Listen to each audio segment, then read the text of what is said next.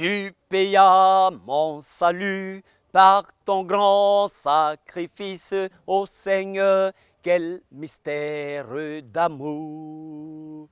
Désormais, pour ton saint et glorieux service, ton racheté se donne en retour. Je viens en ton autel, offrande volontaire librement. Je viens pour te servir. Je ne veux désormais que ta gloire, ô mon Père, ne vivre que pour toi t'obéir. Je viens en ton autel, offrande volontaire librement. Je viens pour te servir. Je ne veux désormais que ta gloire, ô mon Père, ne vivre que pour toi t'obéir. Tu payas mon salut par ton grand sacrifice. Ô Seigneur, quel mystère d'amour! Quel mystère d'amour! Désormais, parce que tu m'as sauvé pour ton saint et glorieux service, ton racheté se donne en retour. Je viens à ton autel, offrande volontaire. Librement, je viens pour te servir. Je ne veux désormais que ta gloire, ô mon Père, ne vivre que pour toi t'obéir. Oui, fidèles téléspectateurs, soyez salués encore. Même équipe, même fidélité, soyez bénis partout où vous êtes, sur ce territoire ivoirien ou partout ailleurs dans le monde entier. Je vous apporte la grâce et le salut du Seigneur. Soyez bénis, soyez réconfortés et merci pour votre fidélité à votre télévision Espérance TV, la télévision de l'Église méthodiste unie Côte d'Ivoire. Soyez salués et vous l'avez aisément compris. Le cantique que nous allons partager aujourd'hui, un cantique, un message, c'est « Tu payas mon salut » tiré du recueil « Gloire à Dieu » au numéro 488. Oui, comprenons bien, si Jésus a payé notre salut, si Jésus nous a sauvés par ce grand sacrifice à la croix, ce n'est pas pour que nous restions les bras croisés, c'est pour que nous puissions le servir en retour et lui donner notre vie, lui donner nos vies.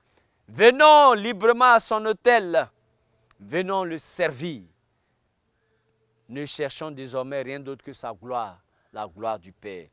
Alors ce cantique, fidèles téléspectateurs, est tiré de la parole de Dieu évidemment dans Colossiens au chapitre 2, verset 14. Il a effacé l'acte dont les ordonnances nous condamnaient et qui subsistait contre nous et il a éliminé en le clouant à la croix. Il a dépouillé les dénominations et les autorités et les a livrées publiquement en spectacle en triomphant d'elles par la croix.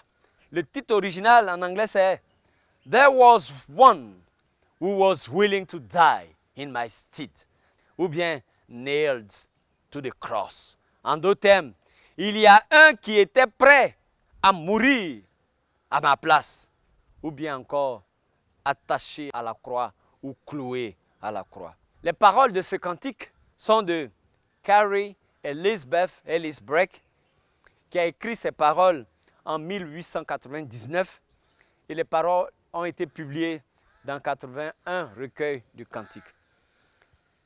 Elizabeth est née le 22 janvier 1855 à Walden, dans le Vermont aux États-Unis, dans une famille chrétienne.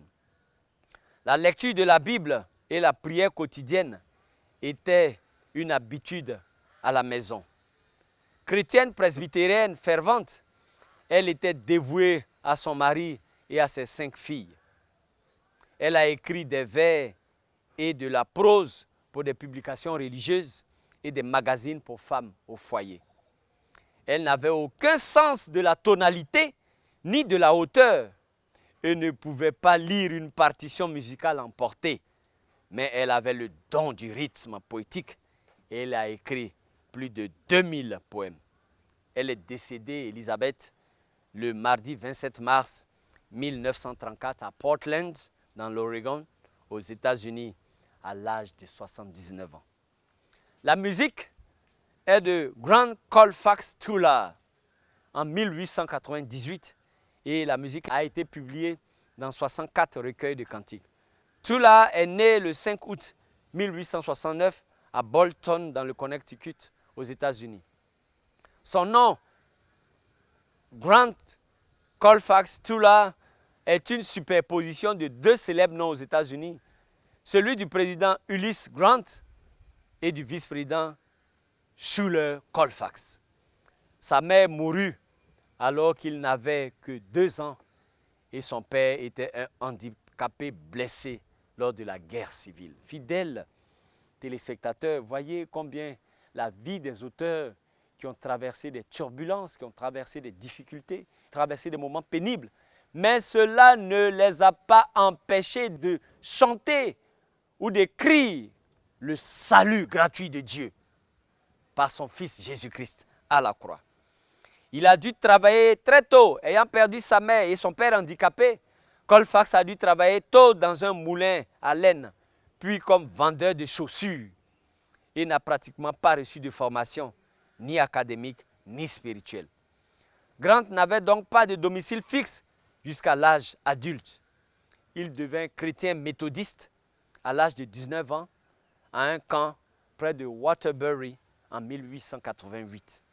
Il fréquenta l'académie Hackettstown dans le New Jersey et fut ordonné pasteur méthodiste avant de devenir évangéliste en 1893. Malgré une vie de tristesse et de difficultés, il a continué à apporter la joie à des millions d'Américains avec ses cantiques et sa poésie.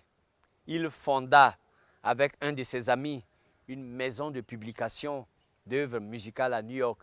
Il a écrit 178 cantiques, en a composé 83 et édité 18 recueils de cantiques.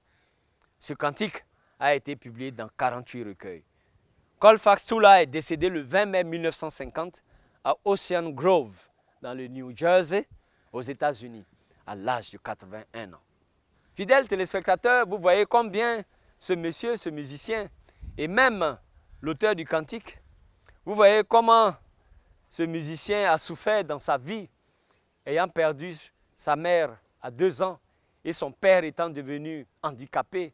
Il a dû souffrir, il a dû travailler, il n'a même pas eu de formation académique, même pas de formation spirituelle. C'est un self-made man et il a été obligé de travailler, de donner sa vie au Seigneur. Et voici comment il a pu sortir de sa misère. En d'autres termes, il a donné ce cantique pour chanter le salut gratuit de Dieu. Lui qui était un enfant en difficulté, comment la lumière du Seigneur lui est apparue, comment Dieu a donné son Fils unique pour payer son salut et il nous a donné la musique de ce cantique. Il est toujours étonnant de voir comment Dieu choisit d'utiliser qui il veut pour sa gloire. Imaginez-vous, fidèles téléspectateurs, d'un côté, une femme qui n'avait aucune capacité musicale, qui ne pouvait même pas soutenir une mélodie, mais avait un don spécial de rythme poétique. C'est le cas d'Elizabeth Ellis Breck, que Dieu a utilisé pour écrire plus de 2000 poèmes. Et de l'autre côté, imaginez-vous un musicien qui n'a même pas fait d'école de musique, qui n'est même pas allé à l'école, n'a pas eu de formation académique, mais qui nous donne ce merveilleux cantique après avoir donné sa vie au Seigneur à 19 ans. Il nous a donné ce cantique pour dire que Dieu a payé son salut et Dieu a payé notre salut à la croix. Épouse et mère de 5 filles, car Elizabeth Breck n'était pas particulièrement robuste en santé et devait prendre des repos fréquents tout en faisant ses tâches ménagères. Elle a écrit elle-même, et je cite, « J'ai écrit des versets dans toutes les conditions, sur un panier en réparation, avec un bébé sur le bras, et parfois même en balayant ou en faisant la vaisselle, se souvient-elle. Mon esprit bougeait en maître poétique.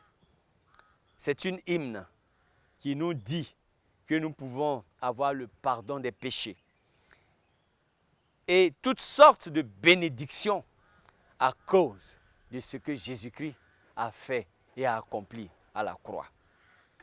Comme la plupart des poèmes de Breck, celui-ci est simple, il est direct et sans prétention. Il est basé sur un passage de l'épître de Paul aux Colossiens.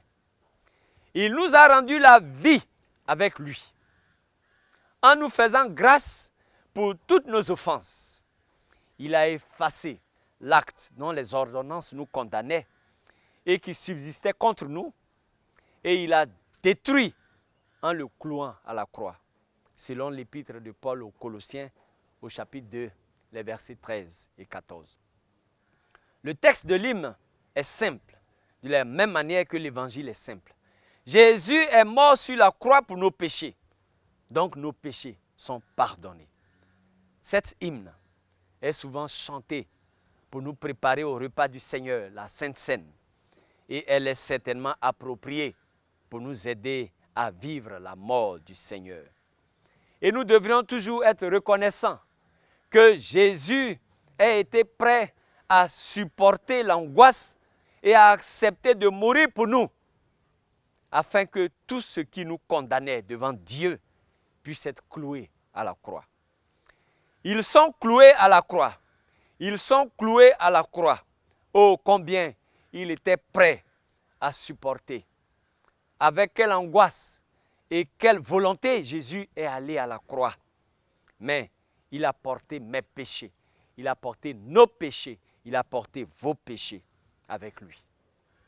Le cantique nous rappelle que nos péchés peuvent être pardonnés. Jésus est mort pour nous, selon Matthieu 26, 28 ou 1 Corinthiens 15, 3. Et il est pour que nous ayons la vie, selon Éphésiens 1, 7 ou Hébreux 10, 17, 18. Donc Jésus est mort pour nous et il est mort pour que nous ayons la vie. Il y avait quelqu'un qui était prêt à mourir à ma place. Fidèle téléspectateur. Quelqu'un était prêt à mourir à ta place. Ce n'est pas ton père, ni ta mère, ni ton meilleur ami. Afin que ton âme si indigne puisse vivre. Et sur le chemin de la croix, il était prêt à porter tous les péchés de ta vie, de ma vie, de nos vies, et de nous accorder le pardon. Le cantique nous dit que nous n'avons plus de condamnation ou que nous ne sommes plus condamnés. Jésus est tendre, aimant et patient avec nous, selon Jean au chapitre 2, les versets 1 à 2, ou Romains au chapitre 8, les versets 31 à 33. Même maintenant, quand nous péchons, il veut toujours nettoyer nos cœurs, selon 1 Jean au chapitre 1, les versets 7 à 9. Comme conséquence, fidèles téléspectateurs, nous pouvons nous tenir devant le Seigneur sans aucune condamnation, selon Romains au chapitre 8, versets 1 et 2.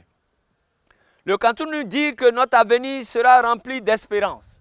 Bien sûr, cette espérance est conditionnée par le fait que nous devons nous accrocher au Sauveur et ne jamais le laisser, selon Hébreux au chapitre 3, verset 6, ou Hébreux au chapitre 10, verset 23. Mais si nous faisons cela, nous pouvons vivre joyeusement chaque jour, selon Philippiens au chapitre 4, le verset 4, ou 1 Pierre au chapitre 1, verset 8. Et nous pouvons avoir un cantique sur nos lèvres et dans nos cœurs, et nous pouvons nous attendre à chanter le cantique éternel de la rédemption à cause de ce que Jésus a fait pour nous à la croix, selon Apocalypse au chapitre 7, versets 19 à 14. Il est donc important, fidèles téléspectateurs, de savoir que Jésus-Christ a cloué nos péchés sur la croix. Et voici cette vérité que Elisabeth Carly Breck nous donne en mélodie. Jésus a cloué nos péchés sur la croix dans le sens où c'est là qu'il a versé son précieux sang comme expiation pour nos péchés. Réjouissons-nous de cet hymne et de ces paroles simples mais profondes. Oui, fidèles téléspectateurs, c'est à la croix que Jésus a payé notre salut. C'est à la croix que Jésus a payé notre salut. C'est à la croix que Jésus a livré la plus grande des batailles. C'est à la croix que Jésus a connu la douleur la plus atroce qu'un être humain n'ait jamais supportée. C'est à la croix que Jésus a gagné la victoire et la bataille qu'aucun homme, avant et après lui, ne gagnera jamais. Fidèles téléspectateurs, Jésus a payé notre salut. Quel mystère d'amour! Tu payas mon salut par ton grand sacrifice, ô Seigneur, quel mystère d'amour! Désormais, pour ton saint et glorieux service, ton racheté se donne en retour. Je viens à ton autel, offrande volontaire librement, je viens pour te servir. Je ne veux désormais que ta gloire, ô mon Père, ne vivre que pour toi t'obéir. Soyez salués, soyez bénis et jusqu'à notre prochain rendez-vous. Dieu vous garde et sachez que tout est accompli. Il a tout accompli. Il a payé notre salut. Au nom de Jésus. Amen.